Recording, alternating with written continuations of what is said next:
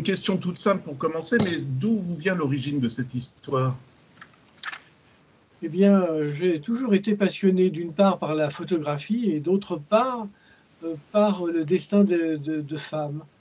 Dans mon travail, depuis une trentaine d'années, mes romans, exposent des destins de femmes qui arrivent à, malgré l'adversité, à changer le cours de leur vie. Et je trouve que Jeanne, eh bien, qui partait d'une situation extrêmement défavorable, finalement arrive à donner un sens à son existence. Est-ce que vous seriez d'accord avec moi pour dire que c'est vers la fin du 19e siècle, hein, si je ne me trompe pas, on est en pleine évolution de la société aussi, donc là justement, mettre une femme pardon, en personnage principal, c'est intéressant aussi pour montrer un peu toutes ces évolutions justement. Oui, nous sommes à la fin du Second Empire et les femmes deviennent, un peu plus mobiles. Elles sont un peu moins surveillées, bien que les choses ne changent pas très facilement. Et Jeanne va devenir, par l'itinérance que va lui imposer sa condition de photographe ambulant, va devenir une femme qui ne va pas être une femme assignée comme la plupart des femmes, assignée à un foyer, à un ménage, à une usine. Elle conquiert sa liberté. Alors justement, d'avoir Florimond, le photographe qu'elle va rencontrer, qui voyage dans une roulotte, c'est intéressant aussi pour vous en tant qu'écrivain. J'imagine comme ça, on se déplace, on voyage un petit peu dans le centre de la France. Dans la plupart de mes romans, il y a la notion d'itinérance, de voyage. Je ne suis pas un auteur régional au sens où je prétendrais que c'est mieux ici qu'ailleurs. Je pense que c'est le voyage qui donne du sens avec les rencontres.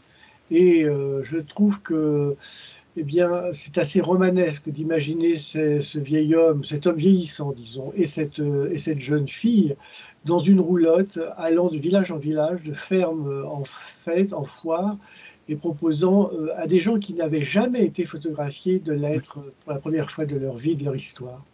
C'est ce que j'ai trouvé passionnant. J'ai vraiment découvert ça, c'est que c'est quelque part c'est une révolution pour les gens quand le photographe arrivait dans le village, c'était pas un spectacle, mais c'était quelque chose d'important finalement, non? C'est un événement extrêmement important parce que pour la première fois dans l'histoire, au fond, des humbles gens, des paysans, des maréchaux ferrants, des menuisiers, des gens de basse extraction, de modeste extraction, vont avoir une représentation d'eux-mêmes. Seule, au fond, la bourgeoisie, l'aristocratie avaient accès à des peintures, à des portraits.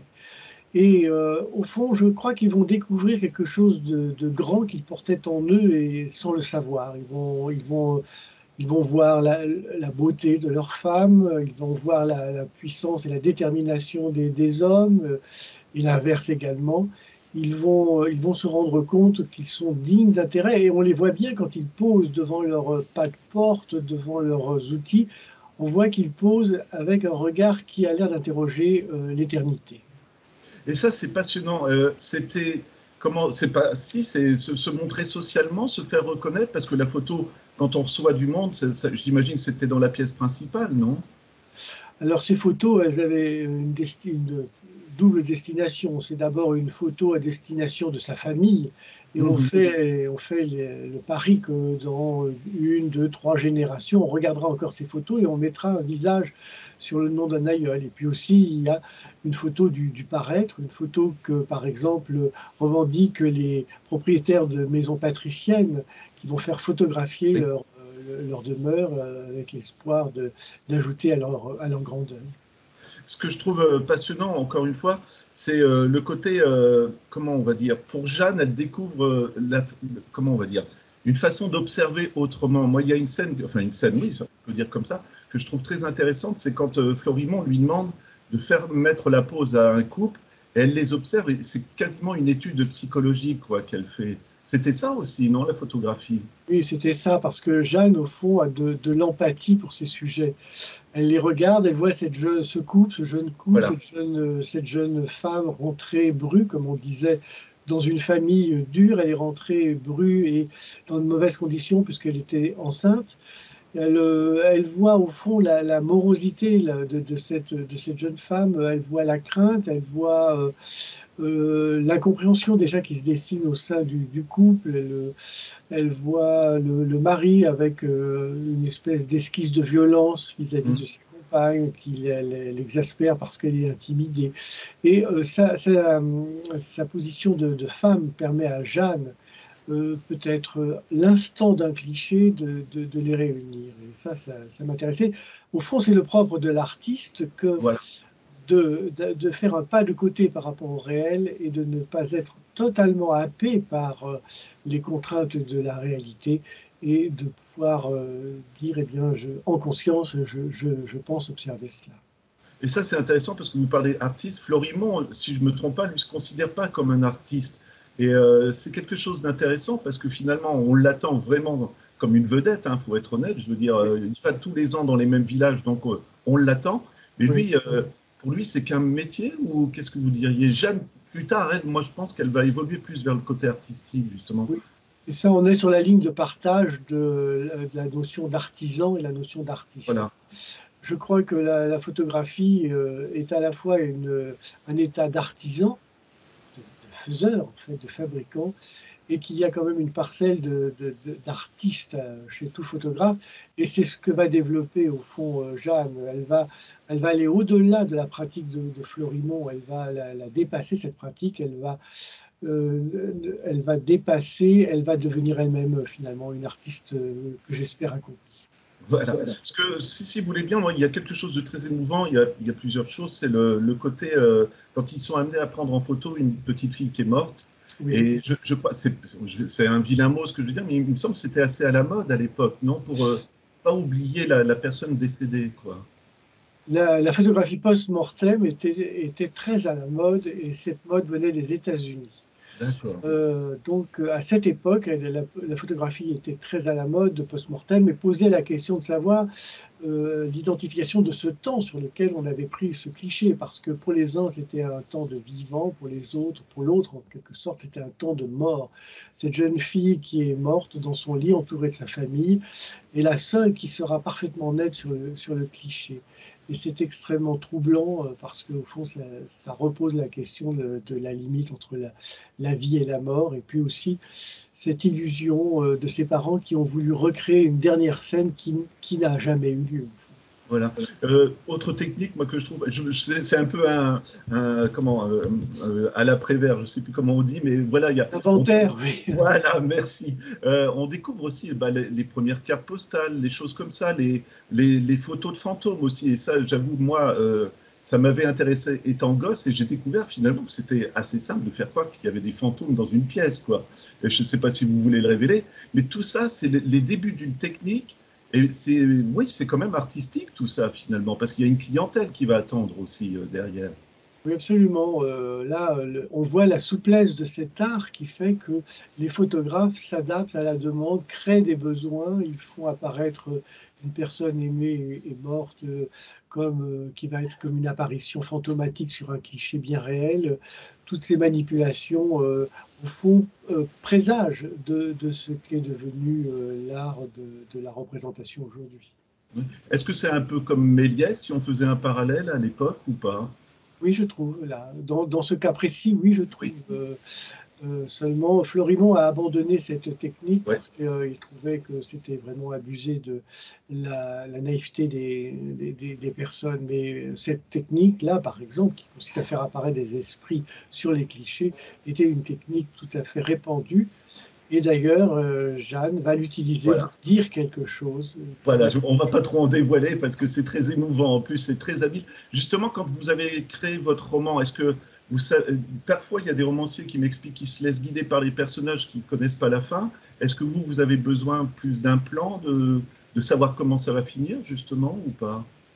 Oui, j'ai besoin, en tout cas, je bâtis quelque chose qui va être certainement différent à l'arrivée, mais j'ai besoin d'une structure au départ et j'ai une idée directrice avec des moments, des pauses, des étapes et je passe par ces étapes. Mais si le roman est vraiment vivant, eh bien, on sent que cela bouge dans cette structure et que je l'habille au fond d'une chair palpitante. C'est au moins l'effort et l'essai que je fais. Voilà, c'est justement intéressant parce que la relation entre Florimond et Jeanne, Au début, elle croit tomber amoureuse. C'est intéressant parce que c'est une jeune fille finalement, donc elle ne sait pas encore ce que c'est que les sentiments. Et c'est aussi de votre part, je pense, une observation de la société parce que on va découvrir Florimond après autre chose sur lui. Et je fais un petit peu le parallèle, mais aussi ça vous permet, quand vous dites elle est enlevée par les policiers quasiment à un moment dans l'histoire pour se retrouver Oui. dans un hôpital. C'est assez terrible tout ça, hein, quand même. C'est un bouleversement des émotions. Le 19e siècle est un siècle extrêmement romanesque parce que c'est un siècle d'une très grande méchanceté, d'une Voilà. très grande dureté.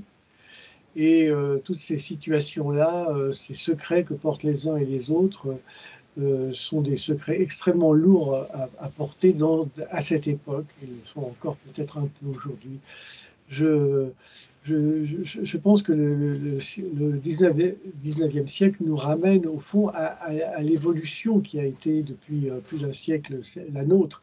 Et si l'on compare au fond, par exemple, la position de Florimond à celle d'aujourd'hui, on mesure quand même qu'il y a eu une évolution positive. Voilà. C'est une histoire aussi sur la transmission, on va dire. Je pense que vous serez d'accord.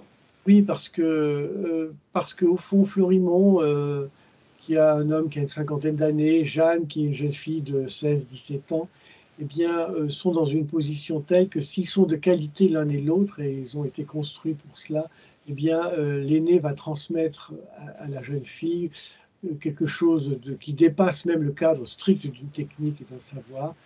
Et la jeune fille va, en échange, c'est un contre-don, va lui donner au fond l'idée d'une espérance et de l'espérance de sa jeunesse à elle. C'est à la fois une transmission et à la fois un échange. Il y avait beaucoup de photographes comme ça qui se promenaient dans des roulottes dans la France, je veux dire. Même. Oui, oui, absolument. Il y avait tout un maillage de photographes ambulants. Ces photographes avaient des roulottes et le laboratoire était à l'intérieur de la roulotte.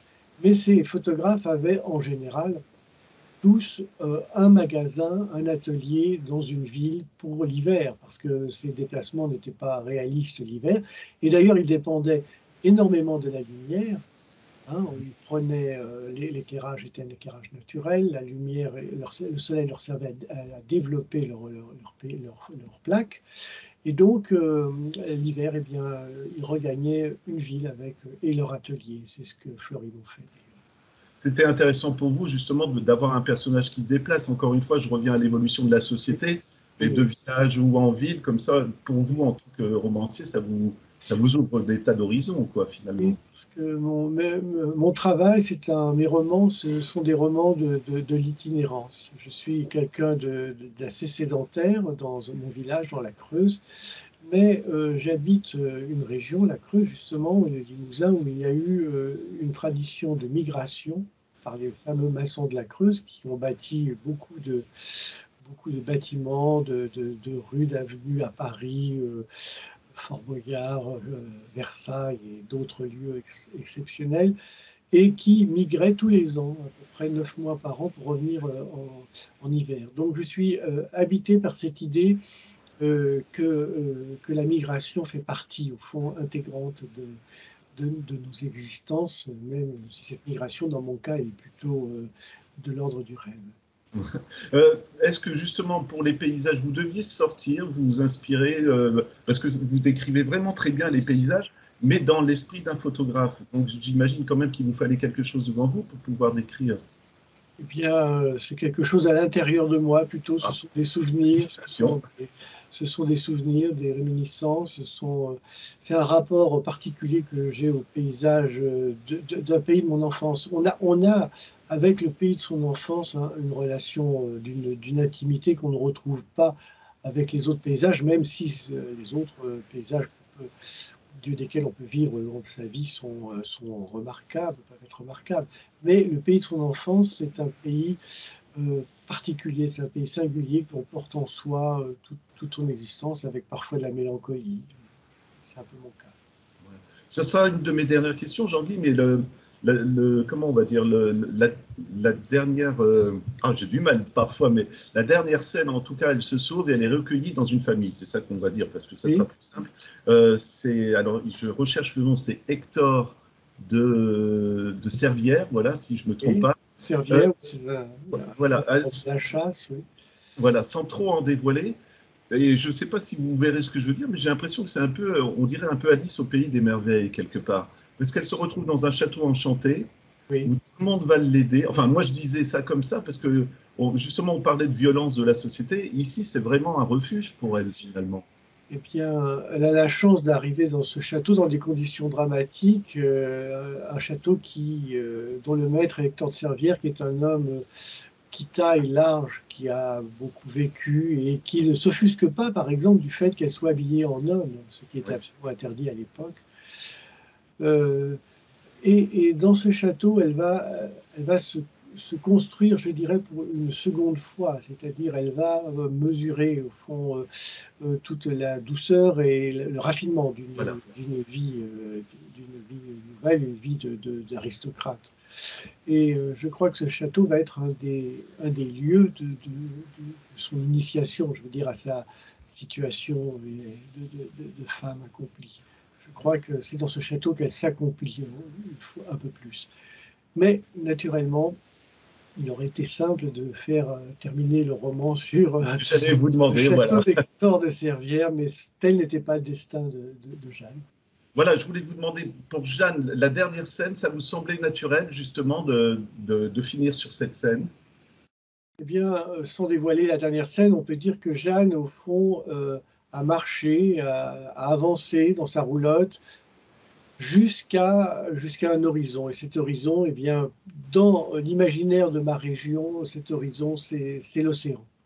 Et donc, elle va s'arrêter au nez des vagues, mais on comprend bien que cet arrêt était peut-être un arrêt provisoire et que l'océan est à même de lui donner un espace de rêve et d'imaginaire. Voilà, ben, ça sera vraiment ma toute dernière question, mais ça va dans ce sens-là. Est-ce que c'est un personnage qu'on quitte facilement, Jeanne? Est-ce que justement vous avez envie de lui donner une suite, on va dire? Comment vous l'envisagez, ce personnage? Je suis un peu réticent à l'idée de donner une suite à des romans. Je pense que c'est un peu le travail du lecteur qui doit se prolonger. Je pense que chaque lecteur pourra imaginer un destin, une suite au destin de Jeanne. Pour ma part, je l'abandonne là parce que je crois qu'à un moment, il faut abandonner ce qu'on aime, qui se réalise. Voilà. Jean-Guy, moi je me permets juste de terminer par une remarque personnelle, c'est que la dernière scène, c'est un endroit où je vais depuis que je suis enfant. Ah Donc oui, je comprends parfaitement quand vous parlez de paysages qu'on peut se recréer par rapport à l'enfance. Ça m'a donné le sourire, vous voyez, donc voilà, oui, j'ai apprécié. je vous remercie. Moi, j'ai beaucoup de tendresse aussi pour cette région parce que c'est une région pleine de secrets, de mystères. Elle ne livre pas comme cela. Et qui C'est se prête à la photographie aussi, finalement, ça grâce à me la semblait photographie. naturel. Voilà. Ben, je me Merci. permets de rappeler le nom de votre roman, donc c'est Jean-Guy Soumy, Le regard de Jeanne, roman aux collections Terre de France chez Presse de la Cité. C'était vraiment un plaisir de lecture et je vous remercie, quoi, C'est Jean-Guy. moi qui vous remercie de votre attention et ça m'a fait très plaisir d'échanger avec vous avec cette sensibilité.